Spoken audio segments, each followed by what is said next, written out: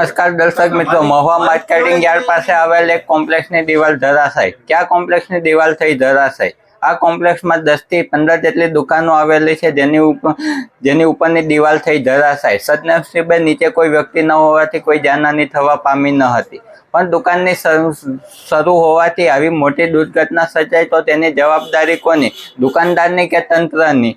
અવારનવાર નોટિસ આપીને નગરપાલિકા છૂટી જાય છે, પણ કોઈ જાતની કાર્યવાહી નહીં કરતું. તો આવો આ વિગતવાર કરીએ વાત.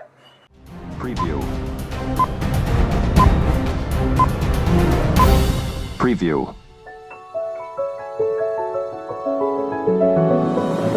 જે ન્યૂઝમાં આપનું સ્વાગત છે. હું રાજકુમાર પરમાર. મારુતિ કોમ્પ્લેક્સ નાની દિવાલ થઈ ધરાશાયી. મહુવા માર્કેટિંગ યાર્ડ નજીક પાસે બપોરના સુમારે મારુતિ કોમ્પ્લેક્સ નામની દુકાનમાં દિવાલ થઈ ધરાશાયી. દુકાનોની ઉપરની દિવાલ થઈ ધરાશાયી.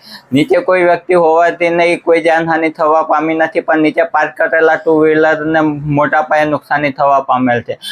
આ પહેલા પણ આ કોમ્પ્લેક્સમાં આ રીતે દિવાલ ધરાશાયી થવા પામી હતી, ત્યારે મહુવા નગરપાલિકા દ્વારા ખાલી નોટિસ આપીને જતું કરવામાં આવ્યું છે.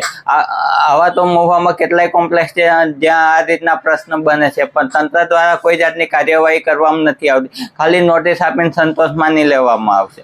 તો હવે આવા બનાવ બનશે ત્યારે જવાબદાર કોણ? તંત્ર કે દુકાનદારો? રિપોર્ટર રાજકુમાર પરમાર, મહુવા.